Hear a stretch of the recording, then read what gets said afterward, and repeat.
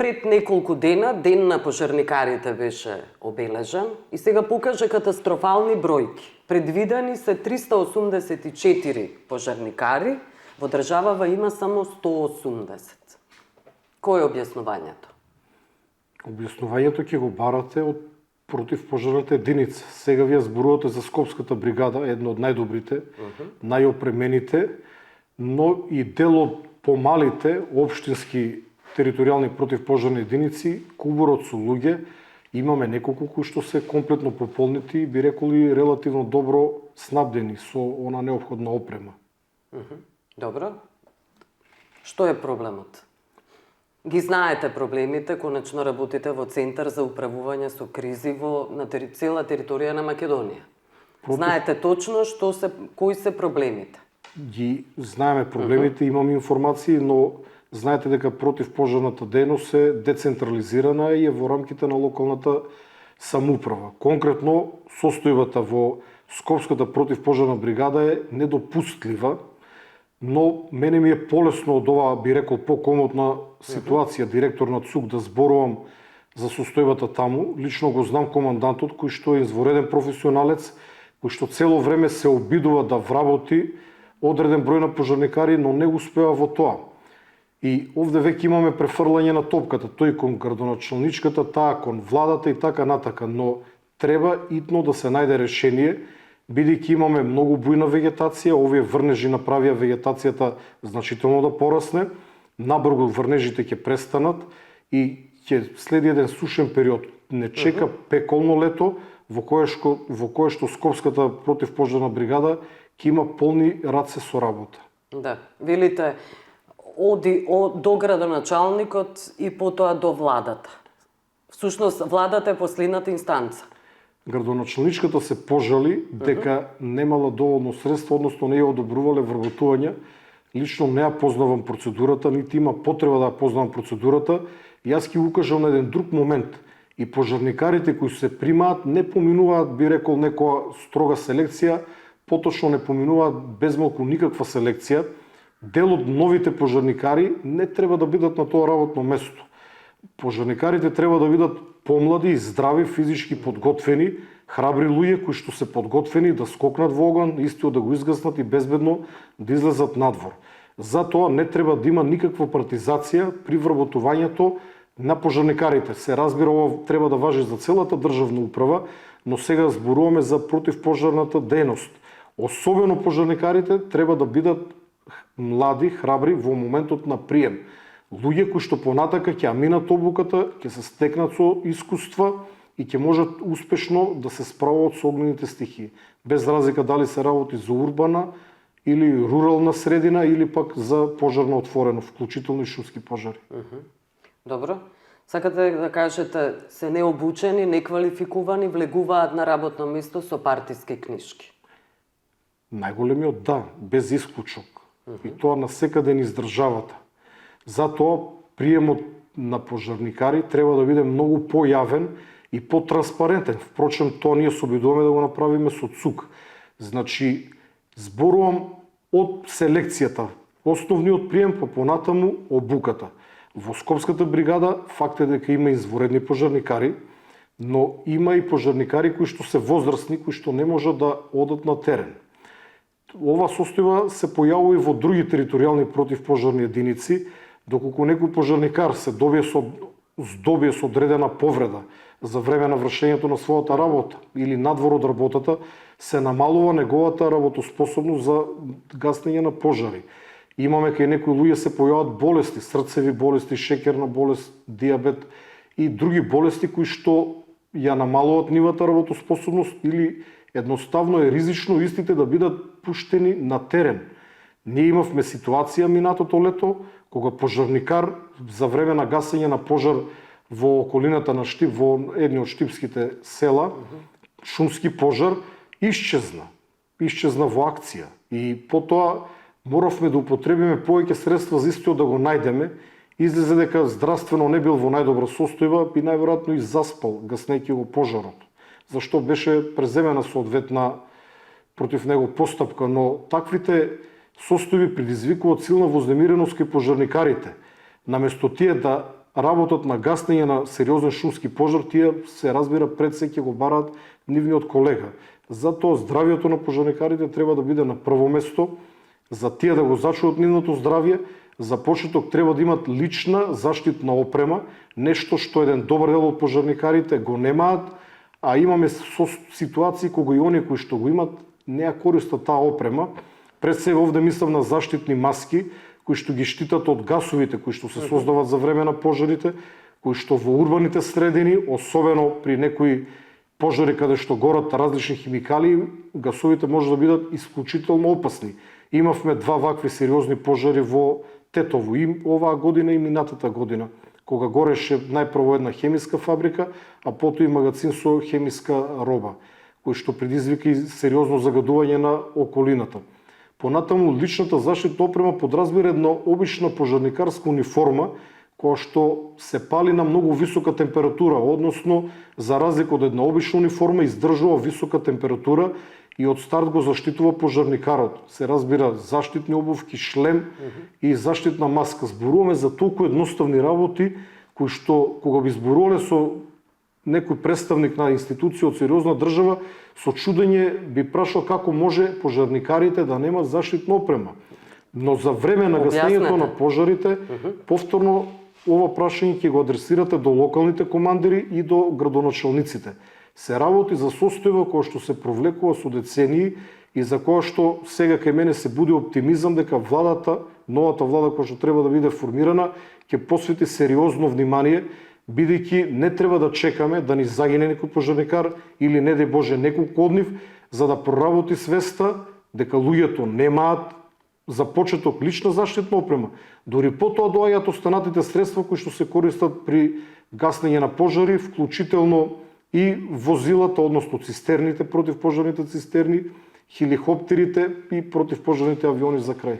Да, добро. Нема контрола никаква околу опремата, да велите нема опрема, но и да имат и не ја користат. Не, имаме случаи, овде пред се мислам на заштитните маски.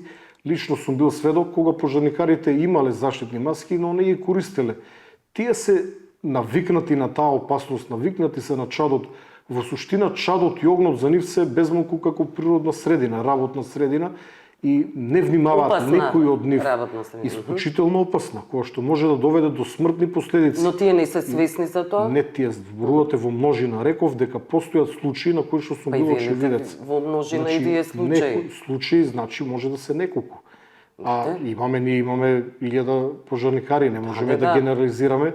Верувам дека големото мнозинство се сериозни, бидејќи на крајот на краиштата се работи за нивниот живот и нивното здравје. Тие треба да бидат казнети што не ги почитуваат овие правила и процедури.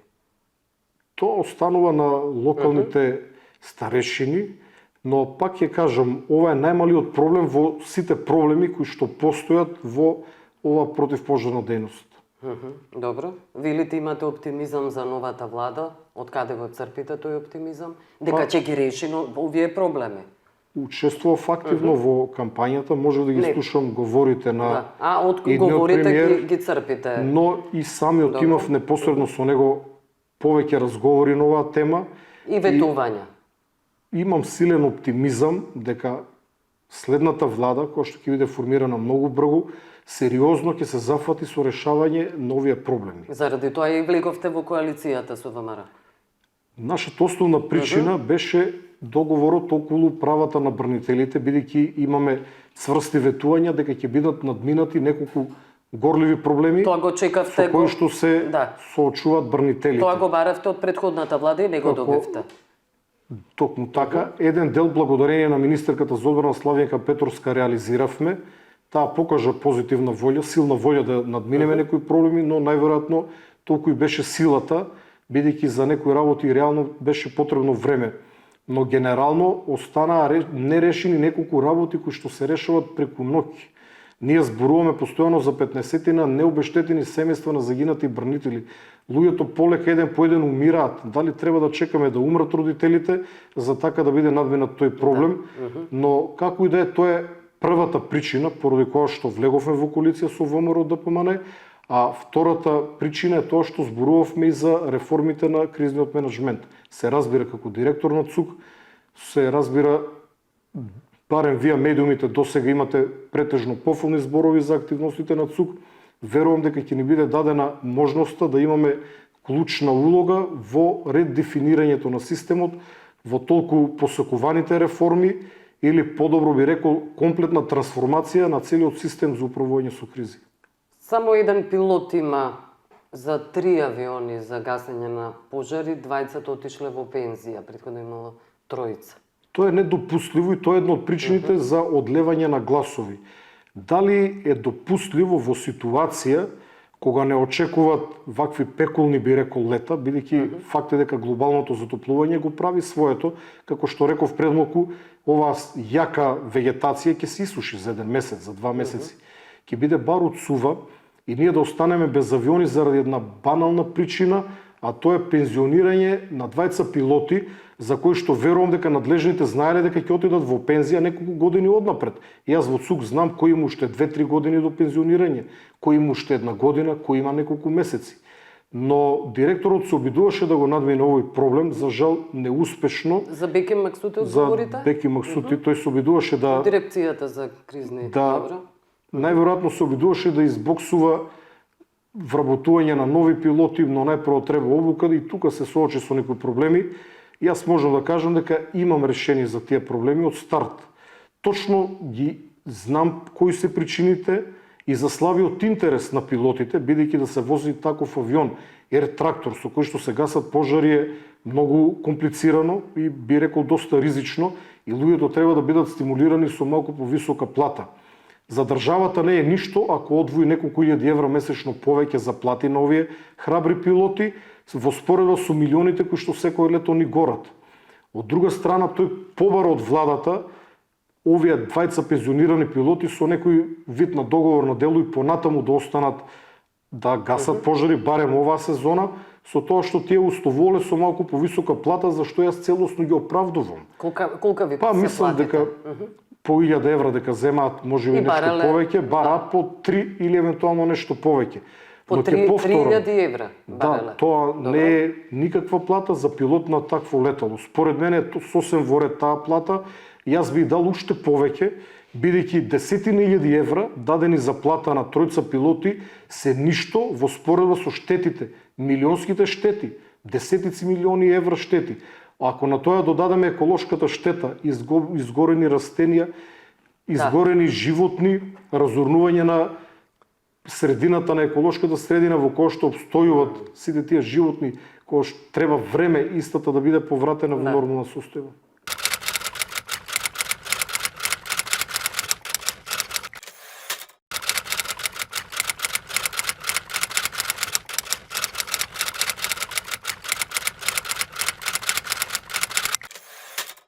Подготвивте некаков материјал кој сакавте да го презентирате? Не се работи за материјал во поглед на гаснењето на пожари на отворено. Ние имаме едно брилјантно правно решение. Јас и минатиот пат во вашата емисија кажав дека реформите беа дадени да ги врши професорот Маријан Ѓуровски, кој што според мене најблиску бил до огана ако евентуално некогаш правил скара. Реформите или според мене трансформацијата во согласно со најавите на идниот премиер, лидерот на ВМРО ДПМН, трансформацијата на целиот општествен систем, вклучително и на системот за кризен менеджмент, треба да го работат луѓе од фелата, луѓе кои што тоа е основна работа. Како вие, например? Не, јас сум политички именуван, но јас потекнувам од областа на безбедност. Во суштина 32 години сум дел од безбедносниот систем на државата, но во оваа институција и во ДЗС има изворедни луѓе, познавачи на проблематиката, и практичари, и теоретичари. Добро. И може да се направи една целосна, сериозна трансформација на целиот овој систем. За почеток, нешто што за мене беше шокантно, но кое што поради политичка коректност, како дел од владата јавно не го говорев, е тоа што во државата постои Национален комитет односно треба да постои национален комитет во склоп на Министерството за земјоделство. Тој национален комитет е предвиден во законот за шумите, национален комитет за гаснење на пожари, условно кажано, да бидам поразбирлив. Односно имаме национален план за управување со пожари на отворен простор и во член 40 е предвиден овој национален комитет кој што меѓу другото треба да прави координација на активности на употреба на воздухоплови. Значи, координацијата на воздухопловите не треба да ја правам јас како директор на ЦУК, бидејќи горе-доле лично јас ја работев координацијата на воздухопловите, но која ви е поентата? Поентата е дека ние имаме тело кое што владата 7 години не го формира. Тоа тело не е формирано. И владата, бидејќи јас ја укажав дека имаме вакуум, имаме празнина, по закон треба едно тело, еден комитет во Министерство за земјоделство да ги гаси пожарите, тој не е воопшто формиран и владата со одлука ме задолжи за да ја покрие оваа празнина, го задолжи конкретно Центарот за управување со кризи да организира и координира ангажирање на национални ресурси за справување со пожари на отворен простор, вклучувајќи ги воздухопловите за гасење пожари на отворен простор во услови на непрогласена кризна состојба. Значи, владата не задолжи со нешто кое што според закон е дел од активностите на Министерството за земјоделство. И тоа е една небулоза од која што треба итно да бидеме ослободени, бидејќи според закон оваа сезона јас не смеам да ги координирам леталата, затоа што за тоа е задолжен работниот комитет во рамките кој не постои, кој што не е формиран. Но и тука имаме една издржана работа. Вие можете на хартија да предвидите, затоа го спомнав професорот Марин Ѓуровски. Вие може да напишете што сакате, но тоа во реалноста нема да функционира. Значи, оној кој што го предвидел, тој што го предвидел, не, тој нема врска со ова, но тој ќе направеше нови проблеми, среќа што тука некаде мислам дека неговото влијание ќе заврши. Не, ама кажете ја поентата. Кој требал да го формира тој комитет? Министерството за земјоделство. Министерството за Да, земјоделство. и него формирале 7 години, се променија неколку министри. Добро.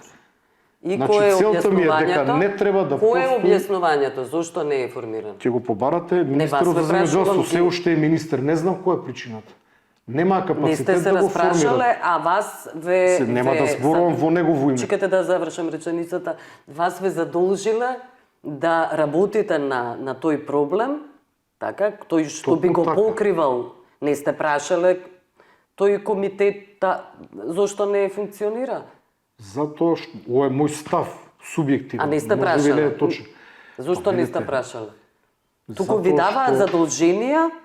Не само што прашав, ги имам сите информации. Политички некоректно е да зборувам во името на министерот за земјоделство. Повикајте го актуелниот министер во заминување и прашајте го. Зошто не е формиран работниот комитет? Јас знам зошто не е формиран, но тоа нема да ви го кажам. Но тоа е тајна. Не е тајна, се работи за оној кој што го правил законот, тоа е вметната глава дополнително, имал многу големи амбиции и на хартија пак ќе повторам, вие може да ставите се што ќе замислите, но тоа во реалноста не функционира, затоа хартијата, односно законите, треба да ги прават оние кои што се најповикани. Тоа се оние кои што ги гасат Добро, јас пожарите. ќе го прашам. Пожарникарите, Центарот за управување Да. со кризи, Дирекцијата за заштита и спасување. Да, добро, ќе го прашам ја министерот. Да го прашате. Јас министерот за земјоделство Но, се пак ќе разбира. повторам, Но дали воопшто ќе добијам одговор? И заради тоа ве свесни прашувам за вас. ситуацијата, Добро. ги известивме и тие не задолжија нас. Значи не оставивме вакуум, да речам правен вакуум. Во случај на кризна состојба, кога би имало многу пожари, тогаш Центарот има право да координира. Но повторно овој работен комитет да не се формира 7 години, значи едноставно е невозможно. Овде не се работи само за да обвинеме еден човек дека не е способен да го формира. Лошо е замислен, лошо идејно решение. Во ред, но не знаеме зошто се формирал, вие не кажувате. Добро, во ред, но знаете како, вие критикувате, но не објаснувате зошто. Не, јас нудам решение. Не знам дали ме слушнавте. Ова глава треба да биде избришена од законот. Некој се заиграл и си напишал цела глава во законот. Не треба да дозволиме на чисти теоретичари да си играат во праксата. Без учество на луѓе кои што гасат. Кој бил теоретичарот кој си играл Не во знам, пракса? не знам. Не знам кој го правил законот, наискрено, но јас сум човек кој што е постојано на терен. Секогаш кога има сериозни пожари, Заради тоа што го споменавте Ѓуравски, дека тој не, работи. постоеше опасност тоа да ни се повтори. Реформата која што тој ја нудише беше тешко лошо нешто, да кажем, за државата. Знаете на што мислам. Тоа не дај Боже да поминеше. Значи ќе се дозаглавевме бетер. Ние имавме во цела Европа тренд на одвојување на цивилната заштита од милитари, од армијата. Неговиот предлог беше целиот тој кризен менеджмент да се врати во Министерството за одбрана. Па некој во 2005 година го извадил целиот овој систем од Министерството за одбрана. Значи треба да ги следиме новите трендови. Како директор на ЦУК, јас воедно сум и висок национален представник во НАТО за резилијанс, за отпорност. Отпорност е една посебна Добро, вие англиски зборови употребувате, но... Не, отпорност, значи, тоа е во НАТО така е конкретно називот на телото. Добро, но имаме ние македонски превод. Да, но зборот отпорност, резилијанс може да се преведе и малку поинаку. Знаете дека одредени зборови се преведуваат различно во зависност од намената. Како и да е, поентата е дека цивилната заштита, бидејќи целото ова за кој што ние зборуваме, кризниот менеджмент, силите за заштита и спасување, се дел од цивилната заштита. Да, па кажете дека треба да биде одвоено. Да, се разбравме, да. Војниот дел. А Маријан Ѓуровски се обидуваше да го врати и тоа го кажавте. Да. Вие ме прашавте сега која ми е поентата, вие повторувам, мислев не ме разбравте. Да, разбирам. Драго ми е бидејќи сте ме драго ми, да, и граѓаните разбираат. Се разбира, не се сомневам во тоа. Да. Ви благодарам за овој разговор. Благодарам за можност. Да.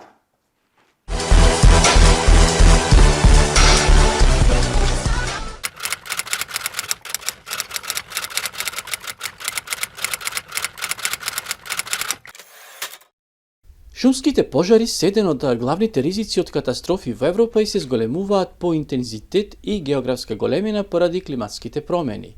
2023 година беше рекордна со најголем пожар во Европа, една од најлошите сезони на шумски пожари во Европската Унија.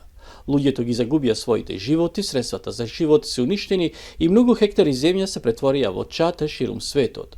Минатата година Европската Унија ја заекна својата флота за гаснење на шумски пожари, реску, авиони и хеликоптери, распоредувајќи стотици воени бомбардери подготвени да интервенираат во земјите кои се најизложени на ризиците од пожари. Ризикот од пожар се очекува дополнително да се зголеми поради климатските промени и се повеќе ќе се карактеризира со големи шумски пожари кои ќе предизвикаат загуба на животи и ќе изгорат области за кои ќе биде потребно подолго време за целосно обновување. Помеѓу 2007 и 2023, повеќе од 16% од сите барања за помош преку механизмот за цивилна заштита на Европската Унија беа поради шумските пожари. Ризикот од шумски пожари се прошири на области кои никогаш претходно не биле изложени и се далеку од медитеранскиот регион.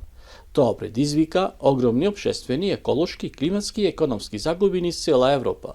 Дополнително, службата за управување со итни случаи Коперник редовно произведува сателитски карти по нарачка за да им помогне на националните власти да одговорат на шумските пожари.